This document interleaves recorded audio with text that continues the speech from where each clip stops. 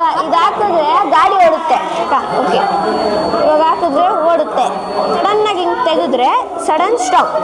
ಹಿಂಗೆ ಅನ್ಕಂಫರ್ಟೇಬಲ್ ಆಗುತ್ತೆ. ಬಿಚ್ಚಿಬಿಟ್ರೆ ಸಡನ್ನಾಗಿ ಸ್ಟಾಪ್ ಆಗಿ ಹೋಗುತ್ತೆ. ಇಲ್ಲಿ ಅನ್ಕಂಫರ್ಟೇಬಲ್ ಮ್ಯಾಟ್ರೇ ಆಗಲ್ಲ. ಅನ್ಕಂಫರ್ಟೇಬಲ್ಗಿಂತ ಸೇಫ್ಟಿ ಮುಖ್ಯ ಇಲ್ಲಿ.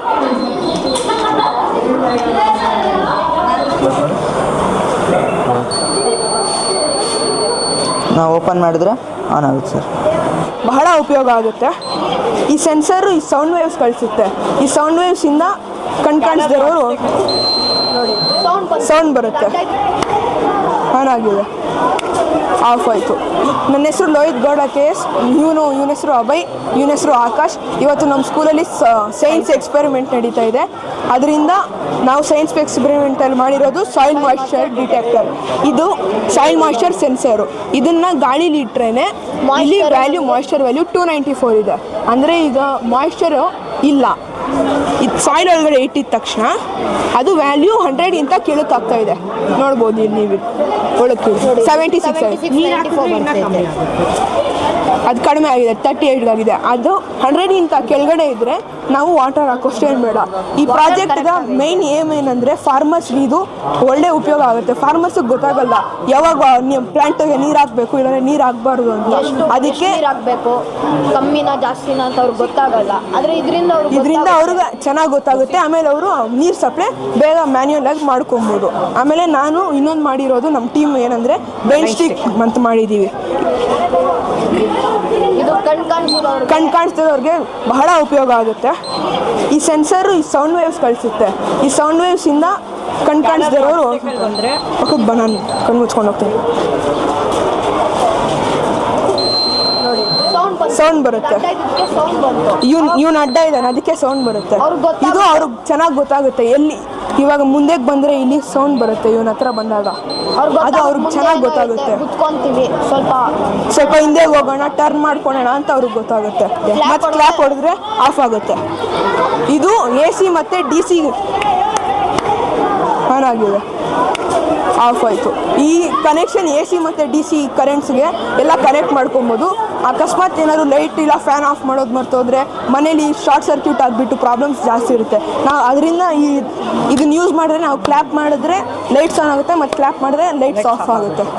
ಸರ್, ನಮ್ಮ ಹೆಸರು ಶಿಖಿನ್ ಸಾಗರ್, ಇವನು ತೇಜಸ್ ಮತ್ತು ಪುಷ್ಪಕ್. ನಾವು ಡ್ರೈವರ್ ಡ್ರಾಸನೆಸ್ ಡಿಟೆಕ್ಷನ್ ಅಂತ ಪ್ರಾಜೆಕ್ಟ್ ಮಾಡಿದ್ದೀವಿ. ಇದು ಆ್ಯಕ್ಸಿಡೆಂಟ್ನೆಲ್ಲ ಪ್ರಿವೆಂಟ್ ಮಾಡುತ್ತೆ. ಮತ್ತು ಇವಾಗ ಡ್ರೈವರ್ ಹೋಗೋವಾಗ ನಿದ್ದೆ ಮಾಡಿದರೆ ಡ್ರೈವರ್ ಆ್ಯಕ್ಸಿಡೆಂಟ್ ತುಂಬ ಜಾಸ್ತಿ ಆಗ್ತಾ ಇರುತ್ತೆ. ಆಗ ಟೈರು ಸ್ಕಿಡ್ಡಾಗಿ ಆ್ಯಕ್ಸಿಡೆಂಟ್ ಆಗೋ ಸಾಧ್ಯತೆ ಎಲ್ಲ ಇರುತ್ತೆ. ಅದಕ್ಕೆ ನಾವು ವೀಲ್ ಯೂಸ್ ಮಾಡಿ, IR ಸೆನ್ಸರ್ ಯೂಸ್ ಮಾಡಿ, ಆರ್ಡಿಯೋನ ಯೂಸ್ ಮಾಡಿ ನಾವು ಮಾಡಿದ್ದೀವಿ ಸರ್. ಈಗ ಇದು ವೆಹಿಕಲ್ ಅಂದ್ಕೊಂಡ್ರೆ ಇದು ನಾವು ಡ್ರೈವರ್. ಇವಾಗ ನಾವೇನೋ 2 ಸೆಕೆಂಡ್ಸ್ ಐ ಕ್ಲೋಸ್ ಆಗಿ ಅದಾದರೆ ಆಫ್ ಆಗುತ್ತೆ.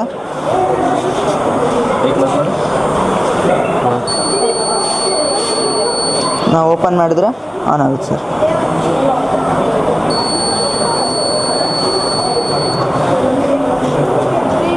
ಸರ್, ಇಲ್ಲಿ ರೆಡ್ ಲೈಟ್ ಇದೆಯಲ್ಲ, ನಾವು ಇವಾಗ ಅದನ್ನು ಕಣ್ಣು ಮುಚ್ಕೊಂಡ್ರೆ ಈ ಥರ ಸೆನ್ಸ್ ಆಗುತ್ತೆ. ಆವಾಗ ಬೀಪ್ ಸೌಂಡ್ ಬರುತ್ತೆ. ಈ ಬೀಪ್ ಸೌಂಡ್ ಹೆಂಗೆ ಬರುತ್ತೆ ಅಂದರೆ ಇದನ್ನು ಇಲ್ಲಿಂದ ಕನೆಕ್ಟ್ ಮಾಡಿದ್ದೀವಿ ಆಡಿಯೋ ಅನ್ನೋಗೆ. ಇದಕ್ಕೆ ಪ್ರೋಗ್ರಾಮಿಂಗ್ ಬರೆದಿದ್ದೀವಿ ಸರ್.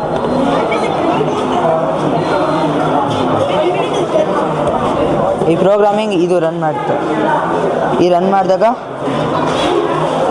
ಆಡಿಯೋನೋ ಬೀಪ್ ಆಗಿ ಈ ರಿಲೇ ಬೋರ್ಡು ಸಿಗ್ನಲ್ ಕೊಡುತ್ತೆ ಸರ್.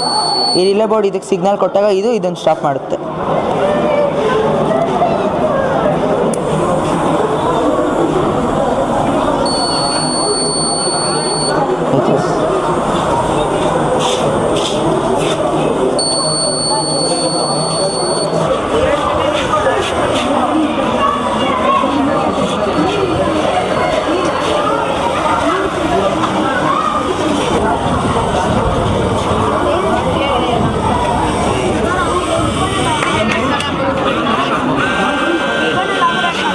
ನನ್ನ ಹೆಸರು ಪ್ರಣೀತ್ ರಾಜ್, ಇವನ ಹೆಸರು ಲಲಿತ್, ಇವನ ಹೆಸರು ಜಯದೀಪ್. ಇದು ಸ್ಮಾರ್ಟ್ ಇರಿಗೇಷನ್ ಸಿಸ್ಟಮ್. ಇದು ಫಾರ್ಮರ್ಸ್ಗೆ ಎಲ್ಲ ಯೂಸ್ ಆಗುತ್ತೆ. ಫಸ್ಟು ಇದನ್ನು ಕನೆಕ್ಟ್ ಮಾಡಿದ್ರೆ ಇದು ಪ್ಲ್ಯಾಂಟ್ಗೆ ವೆಟ್ ಸಾಯಿಲ್ ಇದ್ದರೆ ನೀರು ಬರಲ್ಲ. ಡ್ರೈ ಸಾಯಿಲ್ ಆದರೆ ನೀರು ಬರ್ತೈತೆ. ಡ್ರೈ ಮತ್ತೆ ಡ್ರೈ ವೆಟ್ಟಗಾದ್ರೆ ಆಟೋಮೆಟಿಕ್ ಆಗಿ ಆಫ್ ಆಗೋದು, ಸ್ಟಾಪ್ ಆಗೋದು. Very farmer. ಡಿಸ್ಪ್ಲೇ ಇದು ಸಾಯಿಲ್ ಮಾಯಿಶ್ಚರ್ ಸೆನ್ಸ್ ಮಾಡುತ್ತೆ. ಇದು ರಿಲೇ, ಇದು ಸ್ಮಾಲ್ ಕಂಪ್ಯೂಟರ್, ಇದು ಡಿಸ್ಪ್ಲೇ. ಇದು ಡ್ರೈ ಇದೆಯಾ ವೆಟ್ ಇದೆಯಾ ಅಂತ ಡಿಸ್ಪ್ಲೇ ತೋರಿಸುತ್ತೆ. ಫಾರ್ಮರ್ಸ್ಗೆ ಕಷ್ಟ ಆಗತ್ತಲ್ಲ, ಅದಕ್ಕೆ ಇದನ್ನ ಈಸಿಯಾಗಿ ಮಾಡ್ಬೋದು ಅಂದ್ಬಿಟ್ಟು ಮಾಡಿ.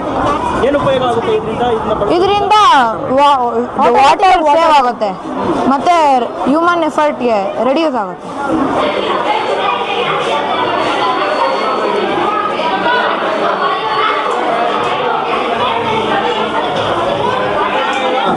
My name is Tanish MG.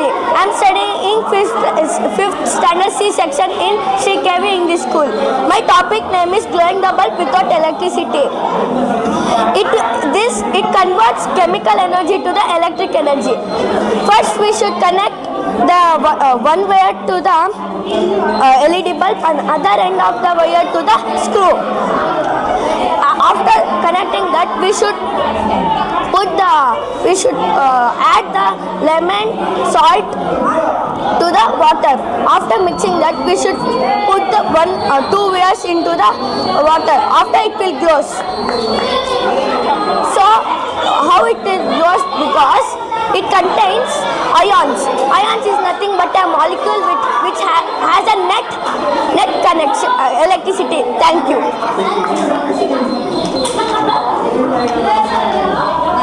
Thank you.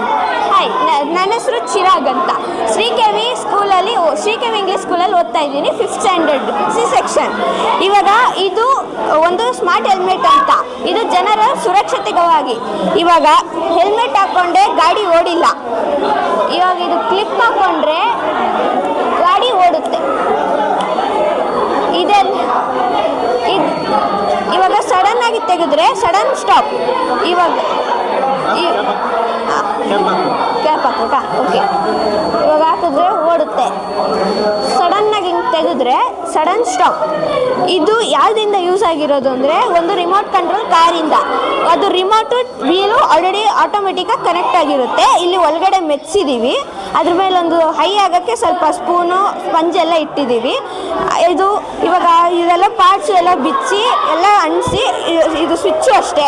ಇವಾಗ ಅದು ಕೆಳಗಡೆ ಇರೋದನ್ನ ಬಿಚ್ಚಿ ಅದು ಹಾಕಿ, ಇವಾಗ ಇದು ಹಾಕ್ಕೊಂಡ್ರೆ ಅಲ್ಲಿ ಪ್ರೆಷರ್ ಇಲ್ಲಿ ಎಕ್ಸಾಕ್ಟ್ ಆಗಿ ಅಲ್ಲಿ ಪ್ರೆಸ್ ಆಗುತ್ತೆ, ಇಲ್ಲಿ ವೀಲ್ ಓಡುತ್ತೆ.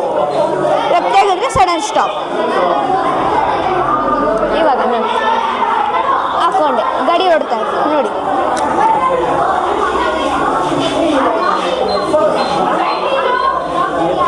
ಇದು ತುಂಬ ಆಕ್ಸಿಡೆಂಟ್ಸ್ ಆಗೋದ್ರಿಂದ ಅಥವಾ ಬೈಕರ್ಸ್ ಜೋಶಾಗಿ ಹೋಗೋದು, ಇದರಿಂದ ಅವರು ತುಂಬ ಸುರಕ್ಷಿತವಾಗಿರುತ್ತಾರೆ. ಇವಾಗ ಇದು ಹಾಕಿದ್ರೆ ಗಾಡಿ ಓಡುತ್ತೆ. ಅವರು ಇವಾಗ ಹಿಂಗೆ ಅನ್ಕಂಫರ್ಟೇಬಲ್ ಆಗುತ್ತೆ, ಬಿಚ್ಚಿಬಿಟ್ರೆ ಸಡನ್ನಾಗಿ ಸ್ಟಾಪ್ ಆಗಿ ಹೋಗುತ್ತೆ. ಇಲ್ಲಿ ಅನ್ಕಂಫರ್ಟೇಬಲ್ ಮ್ಯಾಟ್ರೇ ಆಗಲ್ಲ. ಅನ್ಕಂಫರ್ಟೇಬಲ್ಗಿಂತ ಸೇಫ್ಟಿ ಮುಖ್ಯ ಇಲ್ಲಿ.